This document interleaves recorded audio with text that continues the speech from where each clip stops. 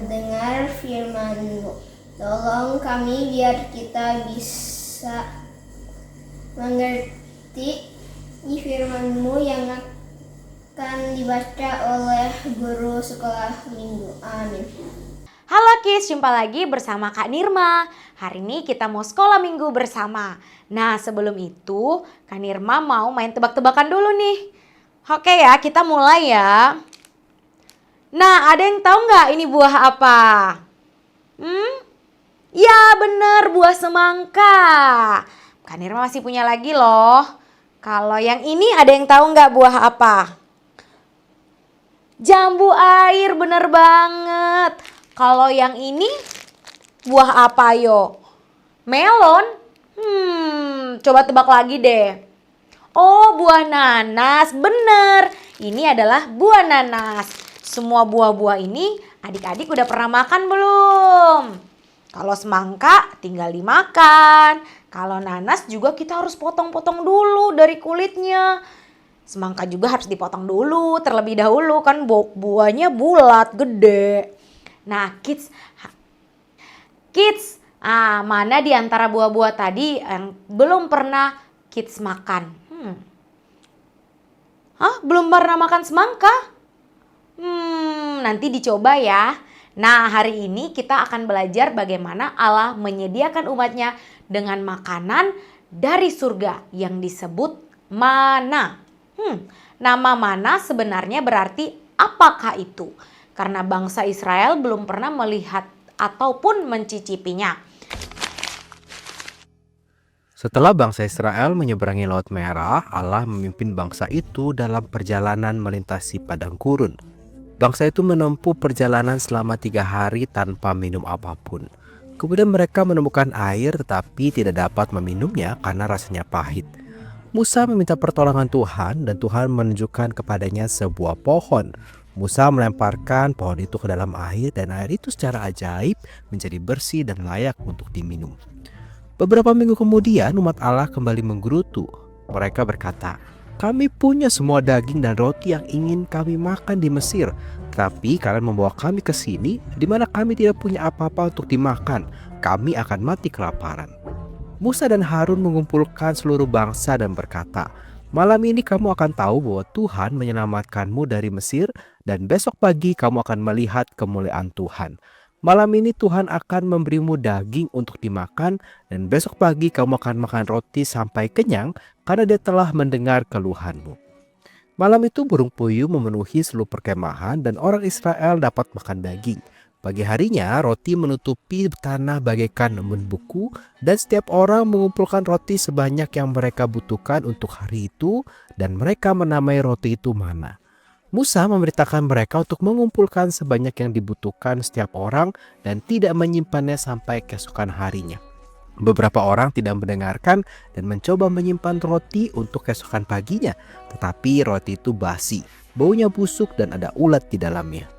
Tuhan menyediakan persis yang dibutuhkan umatnya untuk dimakan setiap hari. Umat mengeluh kepada Musa dan Allah, tetapi Allah memilih untuk memberi mereka makanan dan air yang mereka butuhkan. Kita semua berdosa dan musuh Allah, tetapi Kristus tetap memilih untuk mati bagi kita agar kita dapat diselamatkan. Kids, pembelajaran firman Tuhan hari ini diambil dalam kitab Keluaran pasal 15 sampai 17. Tak lama setelah Allah menyelamatkan umatnya di Laut Merah, mereka mulai mengeluh tentang Dia dan juga Musa. Apa saja alasan bangsa Israel mengeluh? Mereka tidak punya air minum, mereka ingin makanan. Nah, alih-alih percaya kepada Allah untuk menyediakan apa yang mereka butuhkan, mereka memilih untuk mengeluh dan memiliki keyakinan yang salah tentang Allah. Apakah menurut kalian Tuhan tahu apa yang mereka butuhkan? Mengapa? Tuhan tahu persis apa yang dibutuhkan umatnya. Dia tidak melupakan mereka. Bahkan Dia memimpin mereka ke tanah yang baik, di mana mereka akan memiliki banyak air dan makanan. Tuhan juga tahu apa yang kita butuhkan. Kita dapat percaya bahwa Tuhan akan memenuhi kebutuhan kita dan memelihara kita. Bangsa Israel mengeluh kepada Allah dan Musa, tetapi Allah tetap menyediakan apa yang mereka butuhkan. Bagaimana Allah menyediakan kebutuhan umatnya? Nah, Allah melakukan mujizat dengan mengubah air pahit menjadi air yang baik untuk mereka minum. Kemudian ia memberi mereka makanan dari surga yang disebut mana, dan ia memberi mereka burung puyuh untuk dimakan. Setiap hari Allah memastikan mereka memiliki makanan. Ia bahkan memberi mereka hari istirahat yang disebut Sabat, di mana mereka dapat mengingat bagaimana Tuhan menyediakan kebutuhan mereka dan menggunakannya sebagai hari untuk beribadah kepadanya. Kita semua perlu mengingat bahwa Allah menyediakan setiap kebutuhan kita dan bahwa segala sesuatu yang kita miliki berasal daripadanya. Kita menyembah Allah sebagai satu-satunya yang dapat memberi kita apa yang benar-benar kita butuhkan, yaitu Yesus.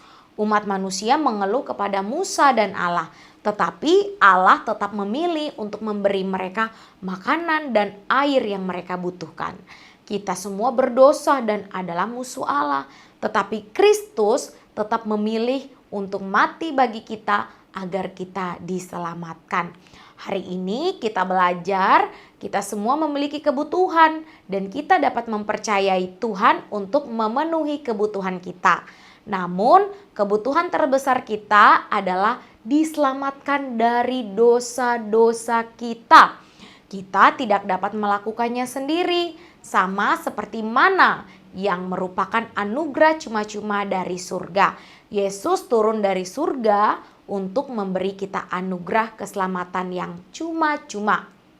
Ketika kita mengakui dosa-dosa kita dan percaya kepada Yesus, kita diselamatkan. Nah, sudahkah kids percaya kepada Yesus? Nah, Allah memilih Musa untuk menjadi pemimpin bangsa Israel. Allah berbicara melalui Musa dan menolong Musa memimpin bangsa itu. Ketika bangsa Israel berseru kepada Musa karena mereka haus, Allah memberitahu Musa apa yang harus dilakukan agar mereka dapat minum air. Musa melemparkan sebatang pohon ke dalam air dan air itu pun menjadi layak diminum. Nah, Yesus adalah putra Allah yang selalu menaati Allah.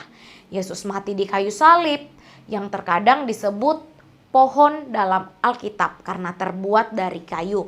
Sebagaimana pohon yang dilemparkan Musa ke dalam air menyembuhkan air dan menjadikannya baik, kematian Yesus di kayu salib menyembuhkan kita dari dosa dan membenarkan kita di hadapan Allah.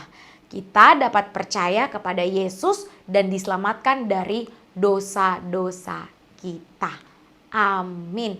Yuk kids, kita berdoa. Tuhan Yesus, terima kasih Engkau mati di kayu salib untuk menyelamatkan kami. Terima kasih Tuhan, karena kami percaya segala kebutuhan kami Engkau penuhi di dalam Yesus Kristus. Ajar kami di dalam kehidupan kami untuk selalu percaya hanya kepada Engkau saja. Terima kasih Tuhan Yesus, hanya di dalam nama Tuhan Yesus kami berdoa. Amin. Bye-bye, sampai jumpa minggu depan kids. Nah, kids, kita semua akan bersama-sama mengakhiri akan ibadah kita hari ini. Kak Eri akan berdoa untuk kids semuanya. Mari bersama-sama kita berdoa.